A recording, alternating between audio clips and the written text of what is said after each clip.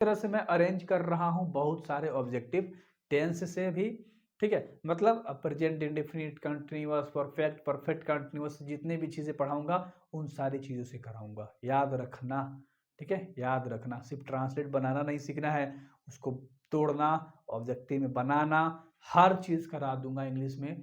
भाई भौकाल मचा दोगे एग्जाम में, फोड़ दोगे एग्जाम में। एक क्लास ऑलमोस्ट 15 से 20 मिनट चलेगा। अगर आपके पास इतना देखने के लिए समय है, अगर आपको लग रहा है कि आगे 25 मिनट बेले हैं, समय बिल्कुल खाली है और मेरे को पढ़ने पे फोकस करना चाहिए, तो ये वीडियो आप देख सकते हो। एंड इनफैक्ट यहाँ से आप ऐसी नॉलेज लेकर जाओगे ना भाई, कहना नहीं है।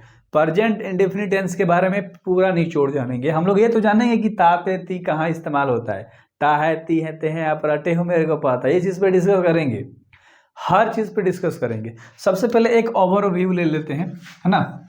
ओवरव्यू लेने का मतलब क्या है, ध्यान से देखना। प्रेजेंट इंडेफिनिट टेंस हम लोग पढ़ रहे हैं, इसको सिंपल टेंस भी कहा जाता है, सिंपल प्रेजेंट टेंस। हर चीज़ को डिटेल में पढ़ेंगे, ठीक है। ध्यान से देखिएगा, इंडेफिनिट टेंस आप लोग क्या पढ़ोगे यार, इसका पहचान क्या होता है कि जिसके लास्ट में ता है, ध्यान से समझिएगा, ती है और ते हैं लगा रहता है। यही आप लोग पहचान में जानते हो कि जिस हिंदी वाक्य के क्रिया के अंत में या किसी भी सेंटेंस के लास्ट में ता है ती है ते है आता है, तो हम जानते हैं कि वो प्रेजेंट इंडेफिनिट टेंस है। यानी कि मैं खाता हूँ, तुम जाते हो, वह हंसता है, वह रोता है, वह सीता को गाना सुनाता है और सीता संगीत सुनाती है राम को। तो सेंटेंस को इंटरचेंज करके भी दे सकता है, ध्यान से समझना। इंडेफिनिट कर रहे हो, बोर्ड लेवल में नंबर लेकर आना है। क्वेश्चन कैसे दे सकता है, सबसे पहले क्वेश्चंस कराता हूं। अगर आप एक क्वेश्चन नहीं कर पाए तो समझना कि आपको डिटेल में पढ़ना है, ठीक है। एक मैं ऑब्जेक्टिव के पॉइंट ऑफ व्यू से क्वेश्चंस लेता हूं, ठीक है। आपको यहां पर बताना है मेरे भाई, ठीक है, कि यहां पर मतलब गलती क्या है, ठीक है। सी प्लेज फुटबॉल है तुम्हारे पास, ठीक है। और मान लो 4 गो ऑप्शन दे रखा है तुम्हारे पास, ध्यान से देखना। प्लेज, ठीक है। बी नंबर में तुम्हारे पास दे रखा है प्लेड, ठीक है। सी नंबर में दे रखा है प्लेइंग और डी नंबर में दे रखा है नॉन ऑफ दिस, यानी कि इनमें से कोई भी नहीं होगा। अब यहाँ पर आपको करना है, ये तो मैंने बहुत बारीकी से, बहुत रेयर सा, एकदम कॉमन सा, एकदम इजी सा क्वेश्चन ले रखा है। इसका आंसर बता दोगे तो भी ये मत समझना कि आपको पूरा लेक्चर का मतलब समझ में आ गया, नहीं भाई। इस तरह से ऑब्जेक्टिव देगा, ठीक है। पूरा स्ट्रक्चर को समझते हैं। सबसे पहले हम लोग, इसके 4 गो स्ट्रक्चर होते हैं, 4 गो रूल्स होते हैं, 3 गो रूल से हम लोग समझ जाएंगे। सबसे पहले हम लोग अफर्मेटिव का रूल जानते हैं कि अफर्मेटिव्स के रूल क्या होता है, सब्जेक्ट प्लस V1, ठीक है। अब ध्यान से समझना, V1 में ही एस या ES लगता है और उसके बाद क्या होता है, ऑब्जेक्ट। आगे ऑब्जेक्ट नहीं भी लिखोगे कोई दिक्कत नहीं, सिर्फ आपको इतना जानना है, V1 एस या ES, ये तुम्हारा अफर्मेटिव का रूल होता है। जैसे ही हम लोग निगेटिव में स्विच करते हैं, जैसे ही हम लोग निगेटिव में जाते हैं, यानी नकारात्मक, निगेटिव मतलब, और अफर्मेटिव मतलब सकारात्मक, स्वीकारात्मक बोलो आप, ठीक है, स्वीकारात्मक। तो निगेटिव में जैसे ही जाओगे तो क्या हो जाएगा, सब्जेक्ट प्लस डू या डज, प्लस में क्या हो जाएगा V1 और प्लस में क्या हो जाएगा ऑब्जेक्ट, राइट। अगला आप करोगे इंटेरोगेटिव, क्या करोगे, इंटेरोगेटिव करोगे। थोड़ा सा डिटेल में हम लोग पढ़ाई करेंगे, पहले लेक्चर से अगर आप लोग देखते आ रहे हो तो बिलीव मी आपका सारा फंडा कंप्लीट होगा और वो भी आएगी और तुम भी जाओगे, ठीक है। तो देखो डिस्ट्रैक्शन बहुत ज़्यादा है, तुम्हारा दिमाग कहाँ है उसको हटाओ, अब यहाँ डालो, बाद में वहाँ डालना, जब बैलेंस समय हो तब। पढ़ाई के समय पे कहीं दिमाग नहीं जाना चाहिए आपका। तो यहाँ पर सबसे पहले आ जाता है डू और डज, ठीक है, जो तुम्हारा मेन वर्ब है वो आ जाता है। डू डज कहाँ पहले, उसके बाद तुम्हारा क्या हो जाता है सब्जेक्ट, उसके बाद तुम्हारा वर्ब के फॉर्म्स, उसके बाद ऑब्जेक्ट और लास्ट में क्या होता है क्वेश्चन मार्क्स। अब इन 3 ही रूल से हम लोग पूरा सीख जाएंगे 12 के 12 टेंस। पहला टेंस हम लोग कर रहे हैं, पूरा रूल समझ में आ गया, लास्ट में ता है ती है ते है समझ में आ गया। तो इस पे हम लोग कैसे बनाएंगे, सिंपल सा है यार, यही बताता हूँ। देखो जैसे कि वह जाता है, ठीक है, क्या है, वह जाता है, कैसे बनाओगे, वह का क्या होता है ही। अब यहाँ जाना का तो होता है गो, क्योंकि ध्यान से समझो, कर रहा है अफर्मेटिव में subject plus V1 plus object. Subject तुम्हारा वह है वर्ब है, यानी वर्ब मतलब होता है काम। V1 क्या है, गो, तो गो हो गया। लेकिन लेकिन लेकिन यहाँ पर एक चीज याद रखना है आपको, शॉर्ट में ही बताता हूँ, ही सी इट और किसी का नाम होगा तब, इसके साथ एस या ईएस लगता है केवल अफर्मेटिव के रूल में। याद रहेगा ना, बहुत बारीकी से पढ़ा रहा हूँ। केवल अफर्मेटिव के रूल में। अफर्मेटिव का रूल क्या होता है? वह जाता है, वह खाता है, वह हंसती है, वह रोती है, वह अपने पति की शिकायत करती है, वह अपने बच्चे को खिलाती है, वह घर से बाजार जाता है, वह बाजार से घर आता है, तुम मेरे से पढ़ते हो, मैं तुमको पढ़ाता हूँ। तो इस तरह के ट्रांसलेट जब होंगे तो उन सब में एकदम सिंपल सा, जिसमें नहीं क्या क्या कुछ नहीं आएगा, बीच में इंटरफेयर कोई नहीं करेगा, हमारे और तुम्हारे बीच की बात है, कोई तीसरा नहीं आएगा। मैं तुमको पढ़ाऊंगा, यानी मैं तुमको पढ़ाता हूँ, तुम मुझसे पढ़ते हो, नोट्स तुम बनाते हो, मैं तुमसे बनवाता हूँ। समझ में आ रही है चीजें? कोई दूसरा नहीं आएगा, नहीं क्या क्यों कुछ भी नहीं। तो उस केस में हम लोग सिर्फ लगाते हैं एस या एस, किसके साथ? ही के साथ, सी के साथ, इट के साथ और नेम के साथ। सिंपल याद रखो एक लाइन में कि थर्ड पर्सन सिंगुलर के साथ ही सी इट लगता है, बाकी सब के साथ ठीक है नहीं लगता एस या एस। ठीक है, तो यहाँ पर तुम्हारा ही के साथ क्या हो जाएगा? गोज हो जाएगा, यानी ये एस लग जाएगा। सिंपल। कहाँ? सिर्फ अफर्मेटिव के रूल में। आई होप कि डाउट क्लियर हो गया होगा। आगे कहीं नहीं लगेगा, आगे कहीं नहीं लगेगा। क्यों? क्योंकि मैंने बता रखा है। क्या बताया है? कोई भी काम हमेशा किसके फॉर्म में होता है? प्लूरल के फॉर्म में होता है। याद रहेगा ना, किसके फॉर्म में? प्लूरल के फॉर्म में होता है, और हम उसमें एस एस लगाते हैं तो सिंगुलर हो जाता है। तो यहाँ पर ही यानी वह क्या है? एगो इंसान है, तो पहले गो क्या में था? प्लूरल में। इसको क्या बना दिया? सिंगुलर। क्या लगा के? एस एस लगा के। फंडा कंप्लीट हो गया होगा कि हम किसी भी वर्ब को जब एस या एस जोड़कर चेंज करते हैं तो प्लूरल से सिंगुलर बन जाता है। ये चीजें समझ में आ गई। अब थोड़ा सा इसमें हम लोग आते हैं, ठीक है। और डू है और डज है, इसका थोड़ा सा केस समझते हैं। तो डू डज कहाँ लगता है? आई वी, ठीक है, ध्यान से समझना, ठीक है। आई वी हो गया, दे हो गया, ठीक है, यू हो गया, योर हो गया, इन सब के साथ डू लगता है। एक दे भी लिख लो, ठीक है। और बाकी ये जो ही सी इट नेम है, इसके साथ तुम्हारा क्या लगता है? डज लगता है। याद रहेगा ना, क्या लगता है? डज। कब? निगेटिव, इंट्रोगेटिव, उसके बाद सभी में, ठीक ना। याद रहना चाहिए। सॉरी, अफर्मेटिव में नहीं, अफर्मेटिव में सिर्फ एस या एस लगता है, डू डज नहीं लगता। ये सारी चीजें आपको पता होनी चाहिए बारीकी तरीके से। अभी तो बहुत सारी चीजें करने वाले हैं और आपका मीट खत्म होने वाला है। ये जो डाउट बना के रखे हो ना मन में, ता है ते हैं वाला, ये खत्म होगा, ठीक है। निगेटिव पे का अगर हम करेंगे तो हम कहेंगे वह रोटी पकाती है, वह रोटी नहीं पकाती है, या वह, है ना। तो ध्यान से देखो कैसे बनेगा। वह लड़की है तो क्या होगा? सी। नहीं पकाती है, वह रोटी नहीं पकाती है, सी के साथ क्या लगेगा? ही लिखो, अच्छा सी लिखो, क्या लगेगा? डज। बहुत बढ़िया। निगेटिव, निगेटिव के बाद याद रखना, ठीक है। सी डज। नहीं कि क्या होता है? नॉट, क्योंकि रूल भी याद रखो, सब्जेक्ट प्लस डू या डज प्लस, है ना। और निगेटिव में यार नॉट छोड़ दिया हूँ, कोई दिक्कत नहीं, यहाँ पर नॉट लिख लेना, not plus V1 plus subject. तो यहाँ पर नॉट हो गया। V1 का मतलब वर्ब है, इसमें वर्ब क्या है? याद रखो, बताओ। पकाना। काम है पकाना, ऐसे बनता है। तो पकाना क्या होता है? कुक, ठीक है। तो यहाँ पर क्या हो जाएगा? बताओ यार, कुक के रहेगा। क्यों? COOC, क्यों कुक रहेगा? क्योंकि यहाँ पर कुछ भी नहीं लगाना, V1 का ही फॉर्म रहेगा, कुक। और उसके बाद रोटी का क्या होता है? चपाटी या ब्रेड लिख दो, कोई दिक्कत नहीं। आई होप कि आपको ये समझ में अच्छे से आ गया होगा। एंड अगला है इंटेरोनिगेटिव। इंट्रोनिगेटिव दो तरह से बनता है, एक इंटेरोनिगेटिव, इंट्रोगेटिव, WH टाइप क्वेश्चन, तीन तरह से बनता है। मैं आपको हिंदी लिख देता हूं, तब आपको इंग्लिश समझाऊंगा।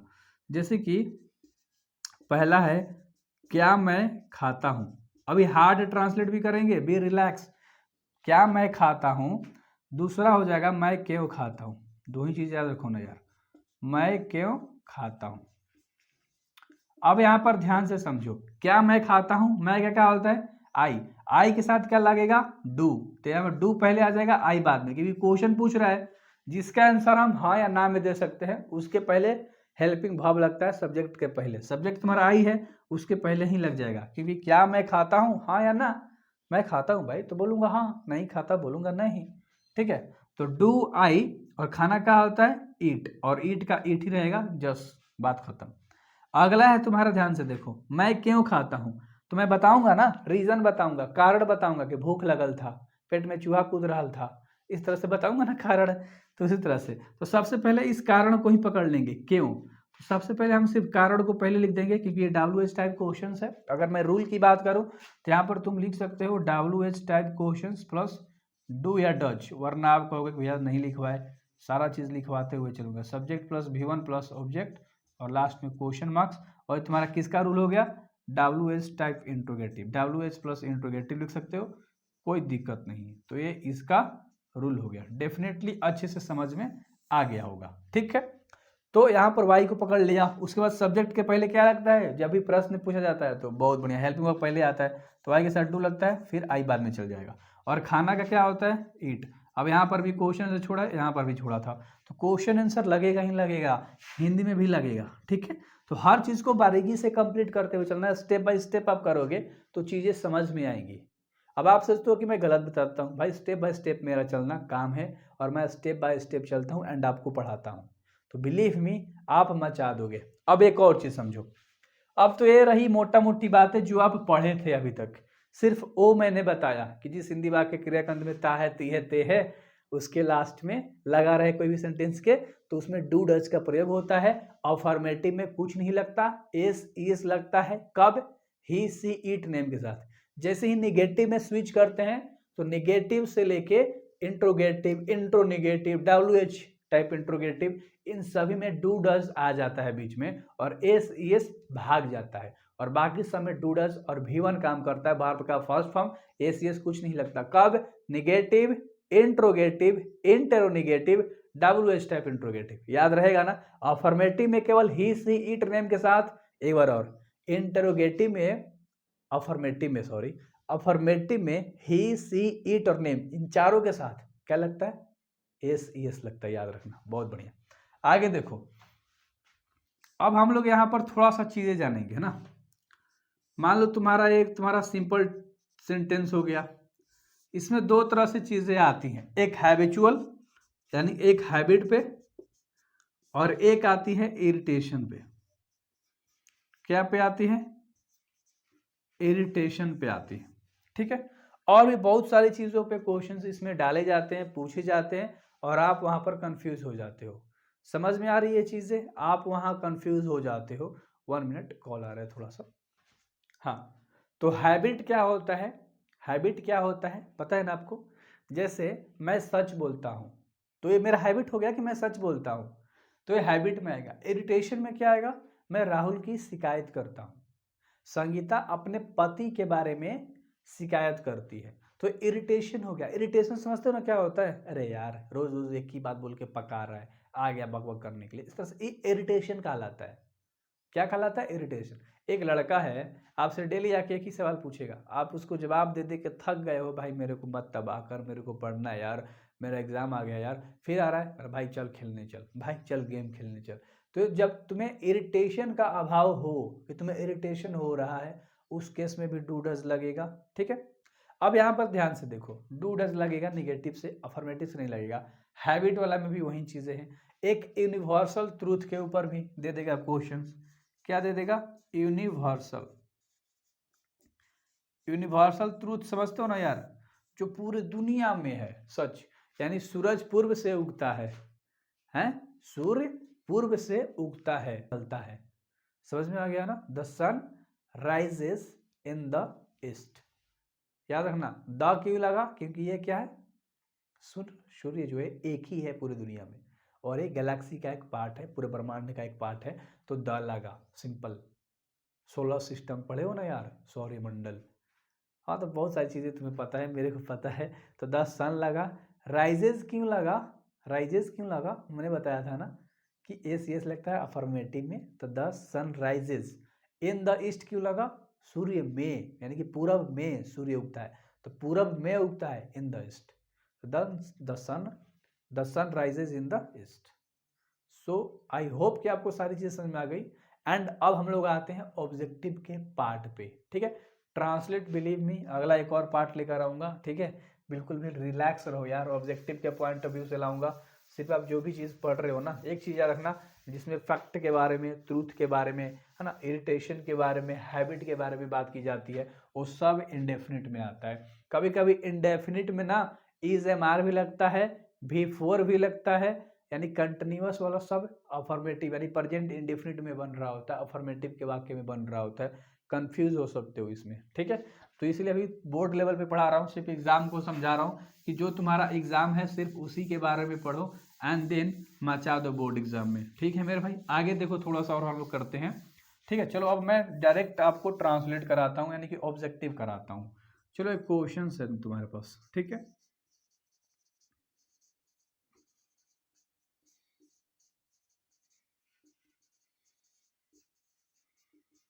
इस तरह से तुम्हारे पास यार देता है, ठीक है।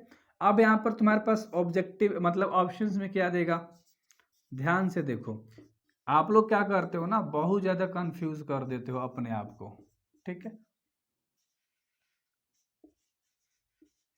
अब इसमें तुम बताओ कि कौन सा सही होगा। मैंने सारी चीजें बताई ना यार, ध्यान से समझो। आप हेल्पिंग वर्ब को और पकड़ लो, हेल्पिंग वर्ब वर्ब दोनों को पकड़ लो, ठीक है। मेन वर्ब हेल्पिंग वर्ब, यहां से देखो, डू नॉट प्लेइंग।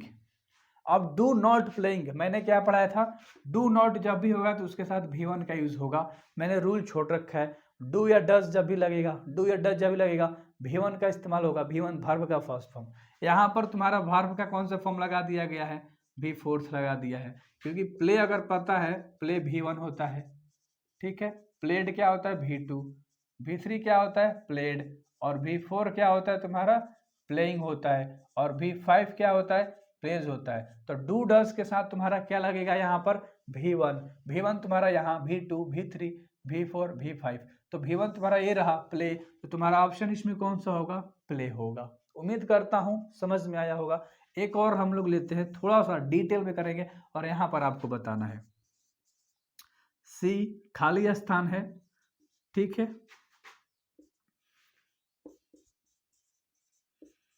अब यहां पर बताओ मेरे भाई, ठीक है।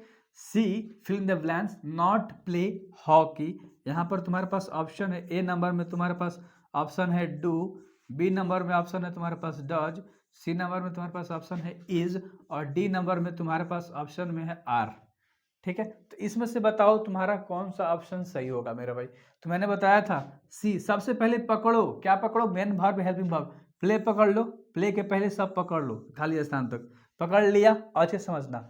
सी नॉट प्ले, प्ले क्या है, भी1 है। अब तुम्हें पता है कि भी1 कब लगता है, भी1 कब लगता है, सिर्फ प्रेजेंट के इंडेफिनिट में लगता है, यानी डू डज वाला में लगता है। और कहाँ भी1 लगता है, आप आगे चले जाओ, फ्यूचर में चले जाओगे तो डू डज नहीं ना आएगा यार, विल आएगा, बी आएगा, ये सब चीजें आएगी। पास्ट में जाओगे तो किसी में भी1 लगता ही नहीं है, भी2 भी1 लगेगा तो डी डज आएगा, तो चीजें सब समझ में आएंगी। आगे जैसे जैसे करते चलोगे, पूरा टेंस मेरे साथ ऑब्जेक्टिव के पॉइंट ऑफ व्यू से करा रहा हूँ, सब्जेक्टिव में टेंस नहीं आता, ट्रांसलेट बनाने के लिए आता है, तो सारी चीजें आप फोड़ोगे ना यार। होमवर्क भी दूंगा, बी रिलैक्स। तो सी के साथ क्या लगता है मेरे भाई, डज, मैंने बता रखा है। ही सी ईट नेम के साथ लगता है डज, सी के साथ लगेगा does not play hockey. Play क्या है, एक वचन, यानी कि भी1 सिंगुलर, लेकिन काम हमेशा होता है प्लूरल, लिखवाया था ना, प्ले, रन, राइट, ठीक है। ये सब क्या है, भी1 बनाने के लिए एस करते हैं, ऐसे तो प्लूरल होता है। तो ये भी1 है, हम लोग रूल के अकॉर्डिंग समझ रहे हैं, दैट्स इट। रूल में हमारा कह रहा है भी1 है, हॉकी है, तो सी के साथ क्या लगेगा, डज लगेगा। तो ऑप्शन में कौन सा है, बी नंबर का ऑप्शन दिख रहा है तुम्हें। वैसे मैं अरेंज कर रहा हूँ बहुत सारे ऑब्जेक्टिव टेंस से भी, ठीक है, मतलब present indefinite, continuous, perfect, perfect continuous, जितने भी चीजें पढ़ाऊंगा उन सारी चीजों से कराऊंगा, याद रखना, ठीक है। याद रखना, सिर्फ ट्रांसलेट बनाना नहीं सीखना है, उसको तोड़ना, ऑब्जेक्टिव में बनाना, हर चीज करा दूंगा इंग्लिश में। भाई भौकाल मचा दोगे एग्जाम में, फोड़ दोगे एग्जाम में, right. So best of luck मेरे भाई, thank you very much, time से पढ़ाई किया करो।